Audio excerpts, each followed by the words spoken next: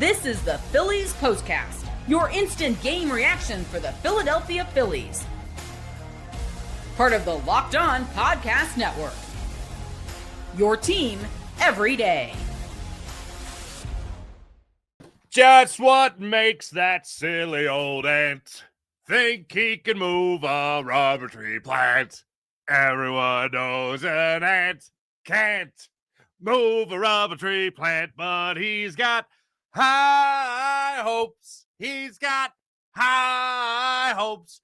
He's got high apple pie in the sky. Hopes that ball's out of here. Welcome in to this Locked On Phillies postcast, ladies and gentlemen. I did it last night, and it happened again. The Phillies blew out the Mets, so I had to do it again, to keep the good juju out there, to keep the good karma out there when it came to the Phillies and the Mets. And the Phillies clinching the series win, this 4-game series against the New York Mets in South Philadelphia, to get the good vibes going into the final few weeks of the season. Welcome in. My name is Mark Farzetta. This is Locked On Phillies postcast. Connor Thomas has you covered each and every day with your Locked On Phillies daily podcast. Phillies get the 11-3 victory. Starting pitching for the Phillies, amazing. Bats in this series for the Phillies, the last 2 games, amazing. You're telling me 20 runs over the last 2 games, this Phillies offense? Yes, please, and thank you.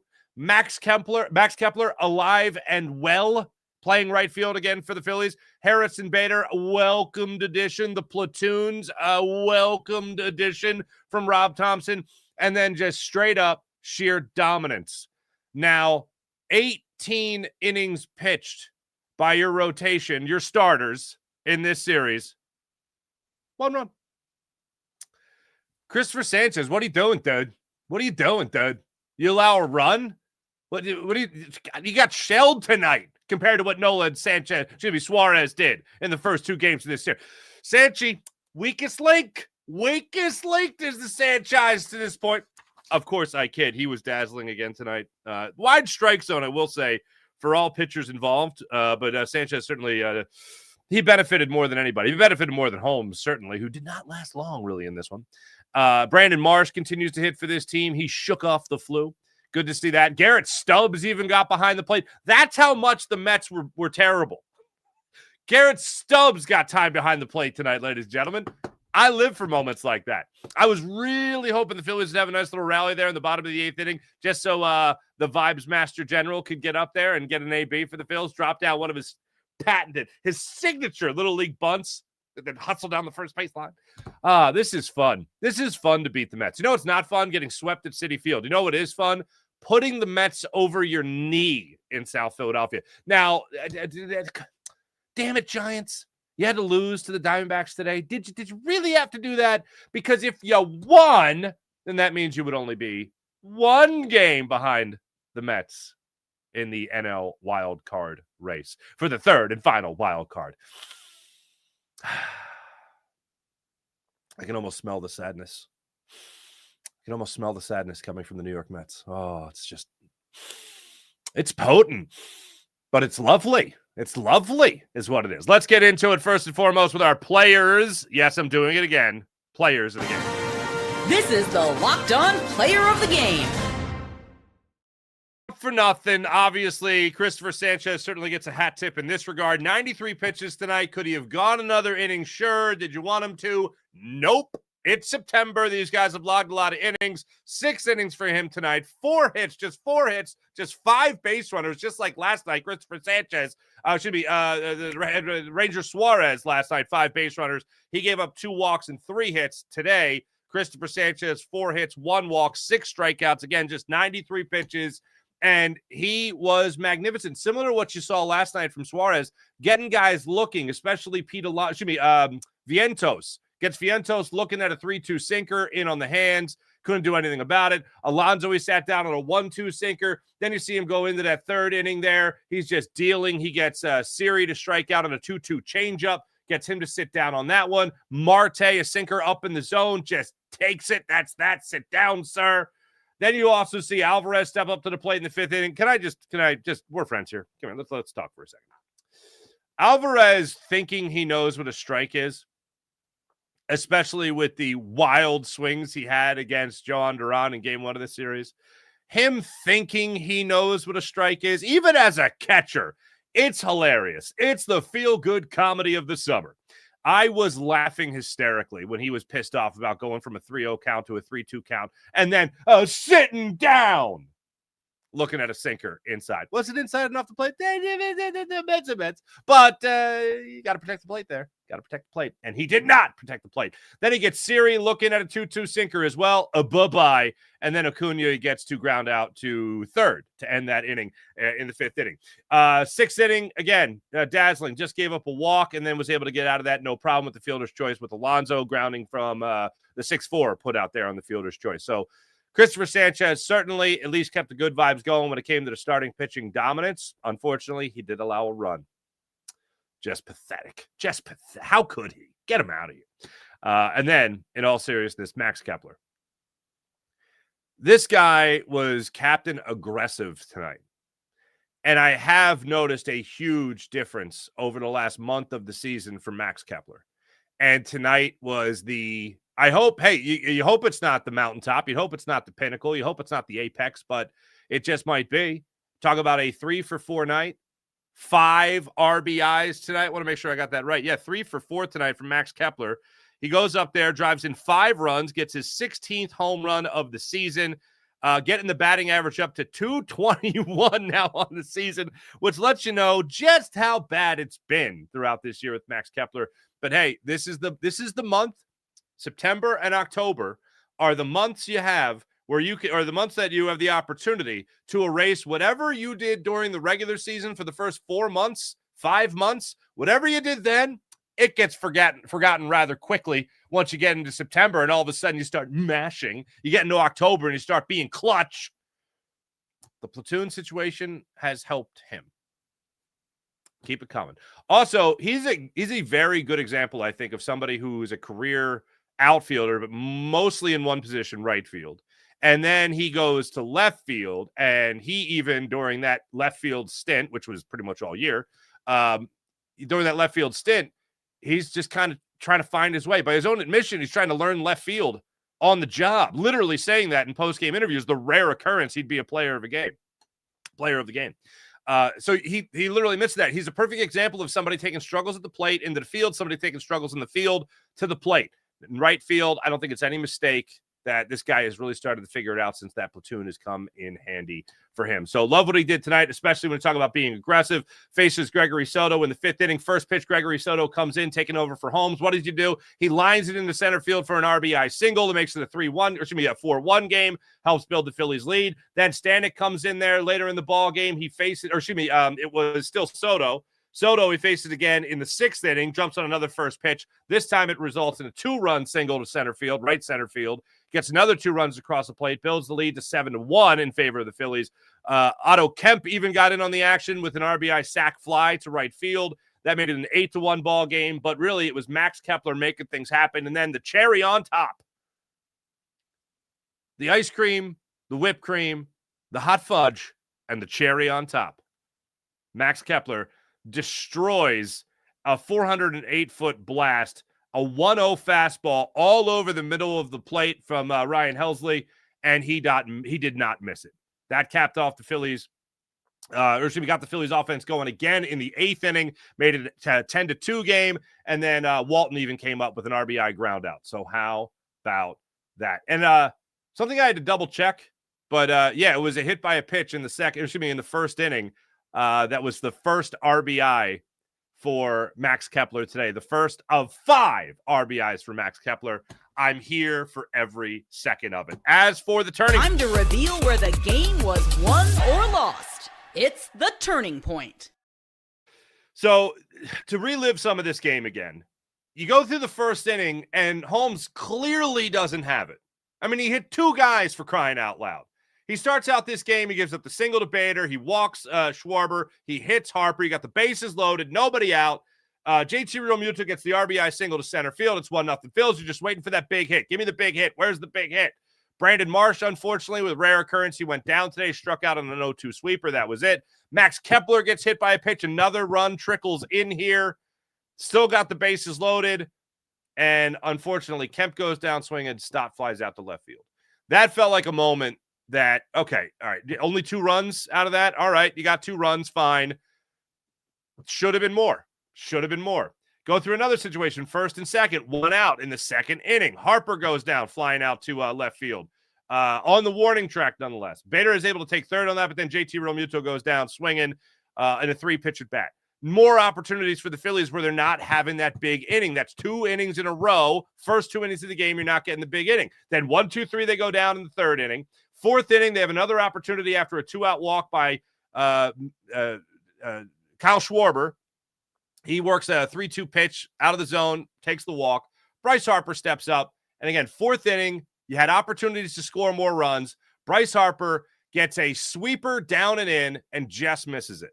I'm waiting for that big hit. It's the 3rd time already Bryce Harper's up with an opportunity to do some huge damage in this game. He gets a first pitch sweeper down and in the nitro zone, fouls it away. Then he gets a sinker in on the hands, rolls over at the first base. And that was that. I'm sorry, it was sinker, first pitch, sweeper, next pitch. But bottom line is he got 2 pitches to hit in the power zone, and he missed it. Now, a lot of people could jump to later while I'm talking about Bryce Harper. A lot of people could jump to later in the game when he did hit the home run, his 25th of the season, to make it a 9-1 game. You could roll your eyes and say, oh, wow, really clutch, Harper. You're up 8-1 and you hit a home run. Whoop-de-doo, way to pad the stats. It ain't about that for me. Yeah, sure, I would have liked that home run to happen earlier in the ball game where you could have blown it open even earlier. But there's been struggles here for Bryce Harper. First off, going with the pitch to opposite field for that deep fly ball, good job. And then seeing him hit the home run, either way, I know it didn't affect the game. I know it wasn't a big deal. But I'd rather Bryce Harper, get hot as opposed to hit 200 or 180 or something like that going into the playoffs. I'd rather him be hot as possible, especially in the stretch where you're not going to have Trey Turner. So at least some good signs from Bryce Harper today. Started to figure it out gradually throughout the game. But again, to go back to the turning point, to set it up again in that 4th inning where you had another opportunity to have a big inning there or at least get another 2 runs if Harper goes deep. They don't do it. 5th inning, Brandon Marsh gets the RBI single. And that, to me, really felt like it was going to start to be the turning point. Sure enough, Kepler came up there with another RBI single, made it a 4-1 game. Then he started to feel like, all right, things are going in the right direction. And what really started to tip the scales was to lead off that 5th inning before the Phillies made it a 3-1 game, then 4-1 game. JT Realmuto hit one down the 3rd baseline that Vientos just smothered, got up, tried to get him at first base. Not enough on the throw. Realmuto beat it out, gets the infield single, later comes around to score. We're having ourselves a good time. Then the 6th inning was all Phils after that. So turning point, I would go with the 5th inning, JT Realmuto's infield single to make some great things happen there for the Phils. As far as... This is what you'll be talking about. You're going to be talking about 18 innings by your starting pitching, 1 run in the first 3 games of this series, all of which you've won. You're going to be talking about Cristopher Sanchez, 6 innings, 1 run tonight. You're going to be talking about Max Kepler's 5 RBIs. And you're going to be talking about the Phillies' magic number now being 7 to clinch the NL East. And maybe, just maybe, with the Mets still still up now just 2 games on the San Francisco Giants for the 3rd and final wild card spot. Maybe, just maybe, you'll be talking about the Mets not making the playoffs. We're having a good time. We'll get to your comments coming up in a second. This is Locked On Phillies Postcast on the Locked On Phillies YouTube channel. We will be back after this, and I'll tell you one player that really just keeps on doing his thing. We'll talk about him when we return. This is Locked On Phillies Postcast on the Locked On Phillies YouTube channel. Hey there. Let me tell you about FanDuel. NFL season is here, and FanDuel is making sure you're ready for kickoff with a can't-miss offer. Right now, new customers can bet just $5. And if your bet wins, you'll get $300 in bonus bets to use across the app. I love using FanDuel for exciting things like parlays, in-game parlays, same-game parlays, player props. Oh, such a great time on FanDuel. They make each game even more exciting. Add a little bit more energy to your Sundays or game days in particular with FanDuel. So you're ready to play? Download the FanDuel app right now by visiting FanDuel.com to get started. That's FanDuel.com to get started. FanDuel.com to place your first $5 bet, and if it hits, you'll get $300 in bonus bets to use across the app. At FanDuel.com to download the FanDuel app. Bet just $5 to win $300 in bonus bets. That's FanDuel.com. Now it's time to tell you about Nutrafol. Nutrafol, listen up. You've probably seen millions of ads for hair growth products and thought, sure, like that actually works. There's so many products out there, and it's hard to know which ones are actually going to do this and which are actually going to help you. Nutrafol is the #1 dermatologist-recommended hair growth supplement brand trusted by over 1.5 million people. And it's not just hype. This is a supplement clinically tested that targets the root causes of thinning and shedding with a proactive approach. That's right. Whether you're at work, out with friends, even just getting ready in the morning, Nutrafol gives you more confidence in your daily routine. Sure, thicker, stronger hair with less shedding in just 3 to 6 months with Nutrafol. How about that? You could see thicker, stronger hair in less than 3 to 6 months with Nutrafol. For a limited time, Nutrafol is offering Locked On MLB listeners $10 off their first month subscription, free shipping when you go to Nutrafol.com and enter promo code Locked On MLB. That's Nutrafol.com, promo code Locked On MLB. And let me tell you about the Game Time app. Nothing like being at a baseball game, the crack of the bat, the roar of the crowd, hearing the chatter, hearing the chatter in the dugout. Game Time can put you there. Have yourself an amazing time thanks to the Game Time app. That's why I use the Game Time app. You know why? Because it takes the guesswork out of buying tickets. What you see on the Game Time app, it's what you actually pay. So how about that? No hidden fees with the Game Time app. The app is super simple. You can also view your seat before you buy it, so you absolutely take the guesswork out of buying tickets. So what you can do is you can download the Game Time app. You can create an account. You can use promo code LOCKEDONMLB for $20 off your first purchase. Terms apply. Again, promo code LOCKEDONMLB for $20 off your first purchase. Swipe, tap, ticket, go. Download Game Time today. One more tip of the cap to Harrison Bader. He just continues to mash, and him atop the order is incredible. We talked about this last night. I hated Bryce Harper in the leadoff spot. Good for him. He wanted to do it. I don't care.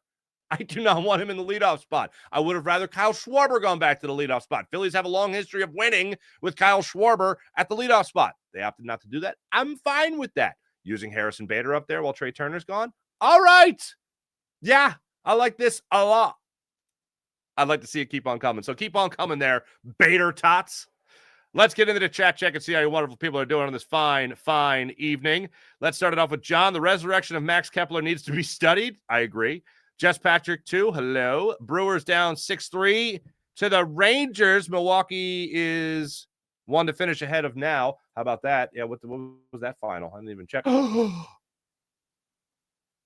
The Rangers did beat the Brew Crew 6-3 earlier this evening. Thank you, Texas Rangers. I'm here for that. Hells yeah. So right now in the National League, as I beep-o-bop punch this up for y'all, Brewers 2.5 games over the Phillies for the #1 spot in the National League. The Cubs 3 games behind the Phillies. That's the way that works right now. And how about the Dodgers? The Dodgers have lost 6 of 10. They've won 3 in a row now. But they're 7 games.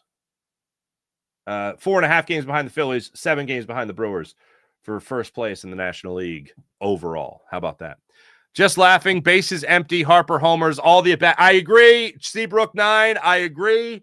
I thought about our conversation last night when I was like, I don't think he's overrated. And I don't think he's overrated. But when he does get hot, he is pretty damn good. So I'm going to take it. I'm going to take the positive of the home run. Would I have liked it earlier in the game? Hell yeah. Would I like him to not be 0 for 2 with runners in scoring position? Hell yeah. 0 for 3, but he got hit by a pitch, so it doesn't count as an at-bat. Just Patrick Hello with 5 RBI. Max Kepler is the player of the game. Player of the game. There we go. 3 games out of the #1 seed in the National League. This team is sucking me back in. Do I have to do it? I'll do it.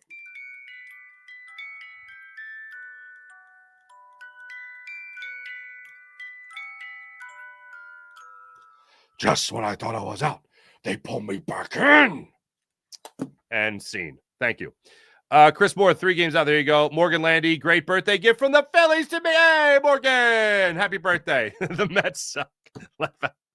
Wait, whatever makes your birthday great. That's awesome. Freaking Phillies, to all those who wanted to run Kepler out of town, now what? Well, yeah. Okay, fine. Great. Have a great September. Have a great October. But that doesn't mean I was wrong for 5 months. Okay. Michael Thomas, if you think it could not get any better, well, it did. There you go. Bader stays at leadoff. Faxi. If Turner comes back, you keep Bader at the leadoff spot.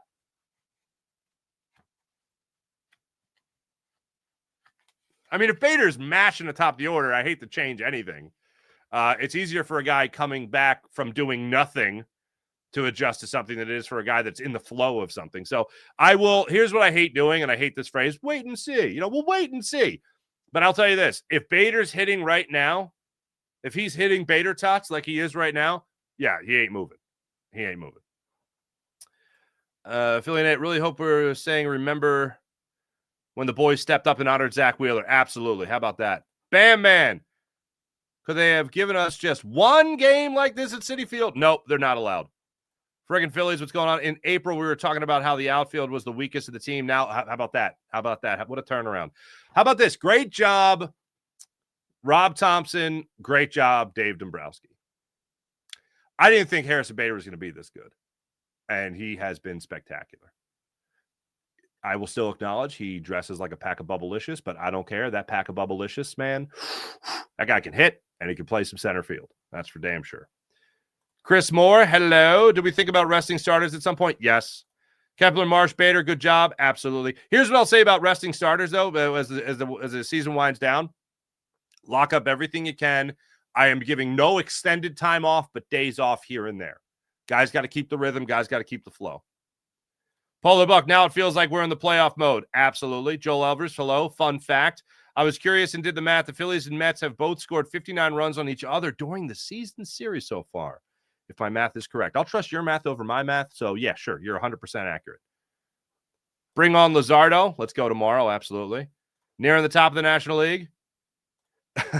Jeff Robinson, far as that, I heard some Eagles chants in the ninth. I don't get what's the point? What is the point of being at home in a Phillies game and they're whooping ass and they're like, hey, you know what we need right now?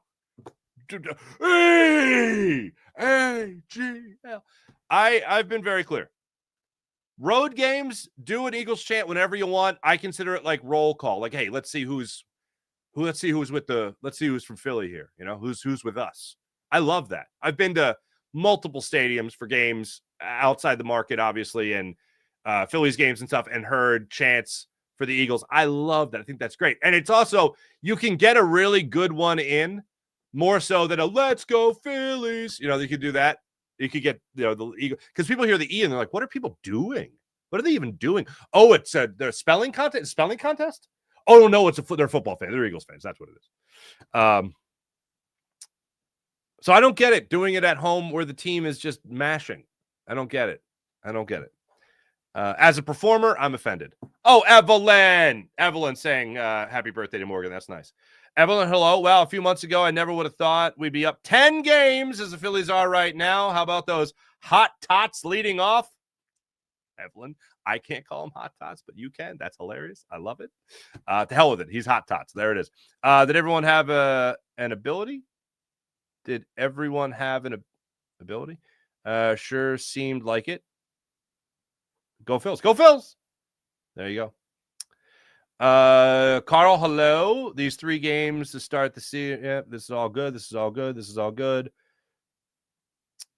What the heck is a Walton? Yeah, a little bit of a journeyman, to say the least. There we go. A little bit of a journeyman, to say the least. But he's with the Phils now. There you go.